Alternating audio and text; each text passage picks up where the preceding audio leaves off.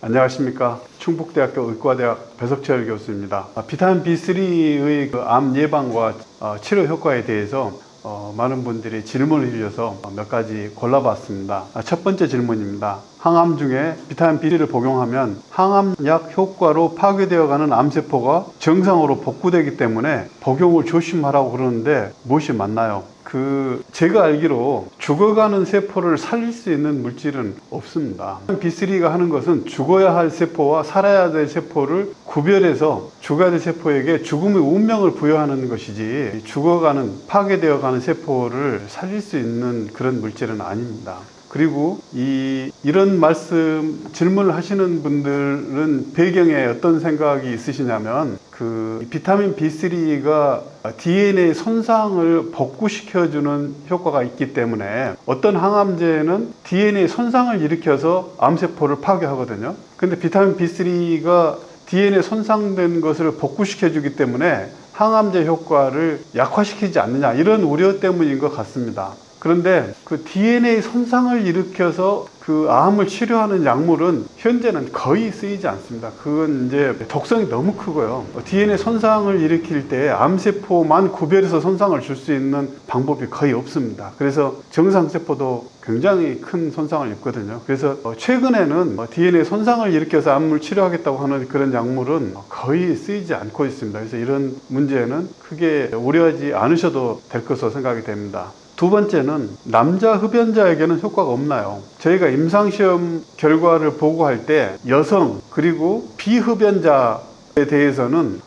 굉장히 높은 신뢰도, 99%에 이르는 신뢰도로 치료 보조 효과가 확인되었습니다. 그런데 이 흡연 남성을 포함시키면 그 신뢰도가 많이 감소하였습니다. 그때 보통 이런 신뢰도를 평가하는 통계적 기준으로서 P-value라고 하는 걸 씁니다. P-value가 이제 신뢰도가 몇 %인가를 나타내는데 학문적으로 신뢰할 만하다, 유의성이 있다고 말하기 위해서는 95% 신뢰도를 필요로 합니다. 그래서 여성과 비흡연 남성들에 대해서는 99% 신뢰도가 확인됐지만 흡연 남성을 포함시키면 신뢰도가 80%로 감소하게 됩니다. 그래서 학문적으로는 확실히 의미 있다고 말하기에는 흡연 남성이 포함되면 어려운 상황이 됩니다. 그래서 이제 논문에서는 비흡연 남성과 여성에 대해서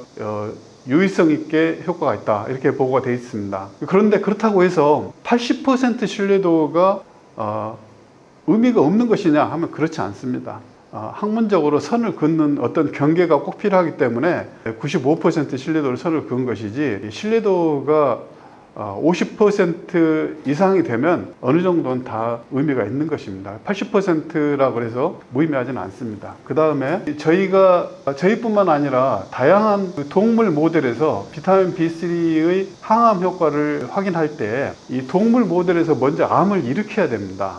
근데 이 암을 일으킬 때는 발암물질을 사용하는데 이때 사용되는 모든 발암물질은 다 담배 발암물질입니다. 저희가 이번 논문에 제시한 우레탄을 이용한 폐암 발병 동물 모델도 이 담배 발암물질인 우레탄을 쓴 것입니다. 그래서 담배 발암물질에 의해서 발병한 암에 대해서 동물에서는 효과가 있었다 하는 것을 말씀드리겠습니다. 담배가 끊는 게 가장 좋겠지만 기존에 흡연을 하셨던 분들에 대해서 비타민 B3가 이런 분께 효과가 없느냐 하고 질문하신다면 효과가 있을 수 있다고 말씀드릴 수 있겠습니다. 그 다음 질문입니다. 항암 치료 중인데 섭취해도 될까요? 저희가 이번에 임상시험 한 것은 항암 치료를 받는 암 환자에게 비타민 B3를 추가로 투여하거나 그렇지 않은 환자를 비교한 것입니다. 항암 치료는 표적 치료제를 쓰신 분들이고요. 그러니까 당연히 항암 치료 중에도 섭취해도 된다고 말씀드릴 수 있겠습니다. 다음 질문입니다. 고형암에만 효과가 있는 것일까요? 유방암이나 전이암에는 효과가 없는 것일까요? 유방암이나 전이암도 애초에 이 고형암에서 시작이 됐으면 다 고형암에 포함됩니다. 유방암이나 전이암도 이 용도의 비타민 B3의 효과를 기대할 수 있다고 할 수 있겠습니다. 근데 이제 저희가 그 아직 동물 모델에서도 확인되지 않은 것은 뭐냐면 혈액암 그리고 그 육종에 대해서는 그 논문으로 보고된 결과가 없습니다. 대부분의 그 암은 상피암에서 생기는데 상피세포에서 발생한 고형암에 대해서는 다양한 암에 대해서 연구가 많이 되어 있는데 이제 혈액암이나 육종에 대해서는 연구가 안 되는 굉장히 안타깝게 할 수 있습니다. 고형암이라고 하면 예를 들어 유방암도 당연히 포함될 수 있고요. 전이암의 경우는 최초의 암이 어디서 발생했냐가 중요합니다. 폐암이나 위암 같은 경우면은 어디로 전이했던 간에 다 효과를 기대할 수 있습니다. 다음 질문입니다. 신장 기능이 저하되어 있는데 섭취 가능할까요? 비타민을 고함량을 먹으면 신장 결석이 생긴다던데 걱정입니다. 신장 기능이 신장 투석을 하는 수준까지 가지 않으면 복용하셔도 거의 문제 없습니다. 근데 신장 투석을 하시는 분이라면 주의하셔야 될 필요가 있습니다. 그런데 특히 신장 결석에 대해서 걱정하시는 분들이 많습니다. 근데 신장 결석은 이 옥살산이라고 하는 물질이 만드는 그 결석입니다. 비타민 B3는 옥살산 대사하고 전혀 무관하기 때문에 신장 결석에 대해서는 걱정하실 이유가 전혀 없겠습니다. 고지혈증 때문에 콜레스테롤 약 스타틴을 복용 중인데 부작용이 많습니다. 스타틴을 바로 끊고 비타민 B3를 섭취하면 도움이 될까요? 그 비타민 B3가 고지혈증 치료 효과가 있으면 잘 알려져 있습니다. 그런데 이 비타민 B3 고지혈증 치료 효과는 장기간에 걸쳐서 서서히 나타납니다. 따라서 부작용도 거의 없이 고지혈증 치료할 수 있는 큰 장점이 있습니다. 그런데 이 고지혈증이 특별히 심한 분들이 있습니다. 이런 분들은 그 다양한 혈관 관계 질환이 우려되기 때문에 증상이 심한 분은 어쩔 수 없이 부작용이 크더라도 스타틴을 복용하셔야 됩니다. 그런데 이 고지혈증 때문에 스타틴을 복용하시는 분들의 대부분은 그렇게 심한 상태가 아닙니다. 대체로 경계치라고 하는 수준에 있거든요. 경계치라고 하는 거는 아직 고지혈증은 아닌데 앞으로 고지혈증으로 발전할 수가 있다. 이런 분들이 사실은 스타틴을 복용하시는 분들 대부분이 그렇습니다. 이런 분들이라면 스타틴 대신에 비타민 B3를 복용하실 것을 추천드립니다. 나야신 아마이드를 먹고 설사를 하는데 장내 미생물에 영향이 있나요? 그렇습니다. 우리 몸의 많은 필수 영양소들은 우리 인간이 체내에서 직접 만들지 못하고 장내 세균군에 의해서 만들어집니다. 실제 우리 몸의 장내에는 세할 수 없이 많은 종류의 미생물들이 살고 있는데 이거를 미생물군이라고 합니다. 수천 가지 이상 될 수 있습니다.